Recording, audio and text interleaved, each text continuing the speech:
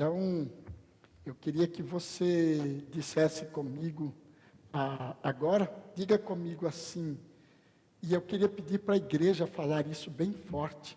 Diga comigo assim: somente as Escrituras, diga somente a fé, diga comigo somente a graça, diga somente Cristo, diga somente a Deus glória. Hoje nós queremos falar sobre os pilares da reforma, os 5 pilares que os nossos irmãos que participaram desta reforma, que caminha pelos séculos, foram desenvolvendo. Estes pilares são pilares bíblicos, são ensinos bíblicos que não está são ensinos bíblicos que podem não estar sendo ensinados hoje. Então, estar atento à reforma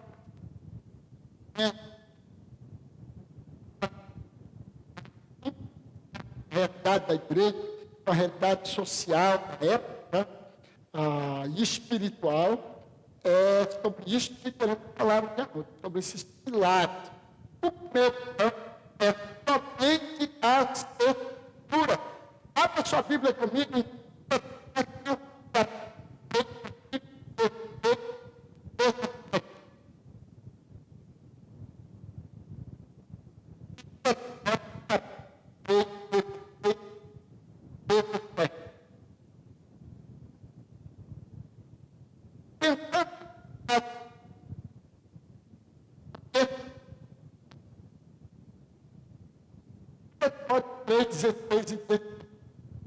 Toda a Escritura é inspirada por Deus e útil para a repreensão, para a correção e para a instrução, para que Deus seja e plenamente preparado para toda obra.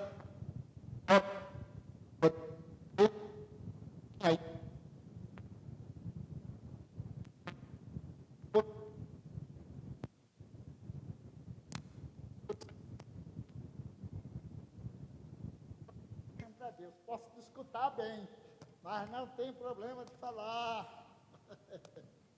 Então vamos lá. Somente as Escrituras.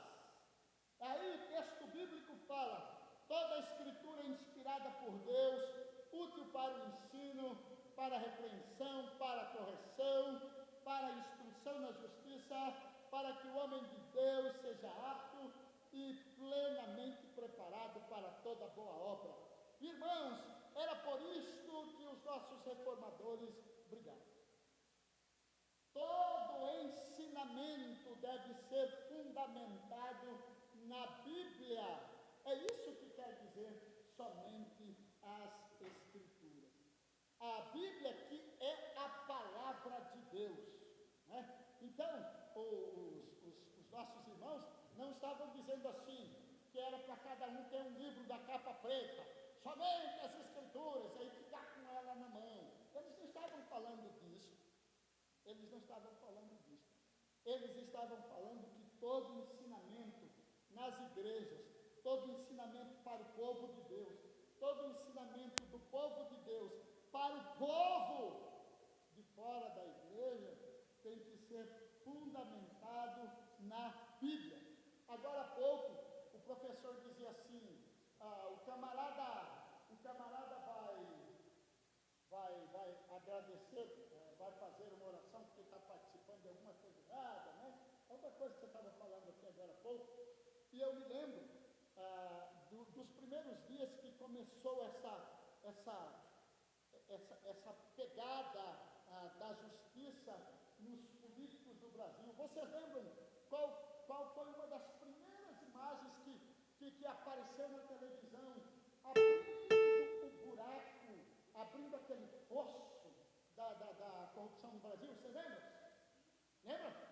Irmãos daquela sala, irmãos, deputados evangélicos, monte de dinheiro na mão, nos bolsos, nos paletós. Aí deram as mãos com aquele monte de dinheiro. E o que eles fizeram? Vocês lembram? Deram graças a Deus. Oraram a Deus, dizendo, agradecendo. Somente as Escrituras é que todo ensino na igreja para o povo de Deus, todo ensino do povo de Deus para o povo lá fora tem que ser fundamentado nas Escrituras. Não é no nosso achismo, no nosso pensamento. Mas eu estou aqui trabalhando e estão a fim de repartir essa propina comigo. A Escritura tem que estar lá também. É licitação. Lembrei agora que você está falando de licitação, né? Licitação. Ajeita aí que a licitação é para você vencer e tal. Somente as Escrituras devem reger um homem de Deus, uma mulher de Deus que tem um negócio e vem alguém, olha, a licitação vai te favorecer e tal. Nossa vez, isso é do time. Nessa hora, os reformadores estavam dizendo que seja as Escrituras que te reja para tomar uma decisão dessa. Somente as Escrituras. Ela é a única autoridade divina para a fé. Pode pôr. Ela é a autoridade divina. Fui orientado ali pelo John McKinnon, John McJohn, né, John? Que eu posso colocar. Aqui está ligado, John. Estão me ouvindo bem agora? Sim? Jóia. Oh, que maravilha, João. Obrigado, meu filho. Se não está fundamentado na Bíblia, não vale como doutrina. Se não está fundamentado na Bíblia, não vale como doutrina. Repita. Se não está fundamentado na Bíblia, não vale como doutrina. Mas aí você me perguntaria assim, como que é o fundamento na doutrina? Como que é a fundamentação? Quando nós estudamos, para que seja doutrina bíblica, ela tem que estar fundamentada em toda a Bíblia.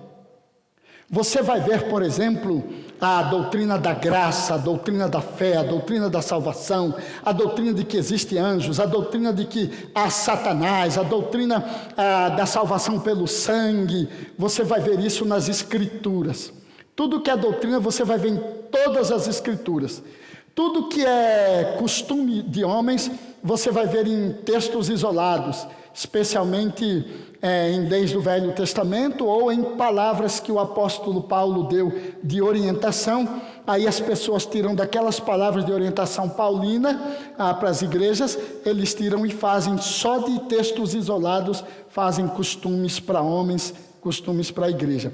E as heresias, que são os erros que desviam o povo de Deus, essas heresias estão sempre fundamentadas em textos isolados ou em um ou dois textos. Mas a doutrina, aquilo que é a doutrina bíblica, ela está fundamentada em toda a palavra de Deus. Tá bom? Então, nós vimos que, primeiro, somente as Escrituras. Segundo, nós aprendemos que é somente digam comigo, fé. Somente a fé. Romanos 1, 16, 17. Abra sua Bíblia. Romanos 1, 16, 17. Olha onde que está o fundamento, um dos fundamentos, porque em toda a Bíblia você vai achar a doutrina da fé, somente a fé em Jesus Cristo. A fé somente em Deus e em mais nada. Lembram-se que a autoridade naquele período de Martinho Lutero e dos reformadores, o Papa dizia, eu estou acima das Escrituras. Então, por isso eles trouxeram, somente as Escrituras estão acima de todos. Acima de todos. E é tão impressionante as Escrituras que no Salmo, tem um Salmo, eu não me lembro agora o versículo, mas eu queria tanto me lembrar.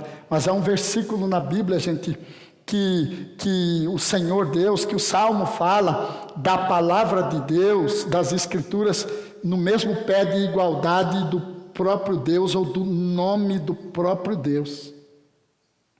Ou seja, Deus e a palavra são a mesma coisa. Portanto, somente as Escrituras. Ninguém mais é autoridade além das Escrituras. Ninguém. Nada. Ok? Era isso que eles estavam dizendo. Romanos 1, 16, 17. Acompanhe com os olhos. Não me envergonhe do Evangelho, porque é o poder de Deus para a salvação de todo aquele que crê. Primeiro do judeu, depois do grego. Porque o Evangelho é revelado, porque no Evangelho é revelada a justiça de Deus. Uma justiça que do princípio ao fim é pela fé. Como está escrito... Mais uma vez, como está escrito? Bem forte, como está escrito? É isto, este é o segundo pilar da reforma. Somente a fé. Só existe uma forma de alcançar a salvação. Não é por compra de indulgências, não é comprando um caminho para o céu, não é jejuando todos os dias da semana, não é fazendo oração às 5 horas da manhã, não é nada disso, não é subindo ao monte para orar em vigília, não é. Por mais que façamos nossas obras, não conseguem nos salvar do pecado e das consequências do pecado. Somente quando cremos em Jesus como Salvador é que recebemos a salvação. Uma vida de boas obras, ela é consequência da salvação. Mas vida de boas obras não conduz à salvação. A salvação é somente pela fé. Diga comigo, salvação só pela fé. Então, o segundo pilar... somente a fé. Terceiro pilar, somente a graça. Somente a graça. Efésios 2, 8 e 9. Abra sua Bíblia, acompanhe. Eu estou dando, se você tivesse caneta, você iria anotando nesses versículos, né? São os versículos bases dos pilares da reforma, tá? São os versículos que são a base desses 5 pilares da reforma. Efésios 2, 8 e 9. Pois vocês são salvos pela graça, por meio da fé.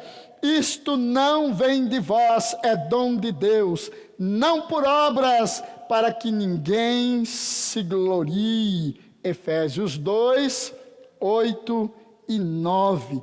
Deus não nos salva porque merecemos. Todos nós aprendemos isto, não é? E quando eu falo assim, nós presbiterianos, eu estou longe de mim exaltar ser presbiteriano. Mas a igreja presbiteriana, ela prima por ensinar este conceito de que a salvação não é obra nossa. A salvação não tem mérito algum do homem. Não há mérito, não há merecimento. Ninguém merecia a vida eterna. Todos se extraviaram, mas Deus, sendo rico em misericórdia, por causa da sua graça, Ele nos salva. Não há nada que podemos fazer para merecer a salvação. Deus nos oferece a salvação por sua graça, porque Ele nos ama, por sua graça. Então, nós somos salvos pela graça. Essa é a palavra de Deus. Diga comigo, somente a graça. Então, o terceiro pilar, somente a graça. Quarto pilar, somente Jesus Cristo, né? No latim vinha somente Christus, né? Somente Jesus Christus. Somente Cristo, somente Jesus Cristo é o quarto pilar. 1 Timóteo 2, 5 e 6. 1 Timóteo 2, 5 e 6. Somente Jesus Cristo.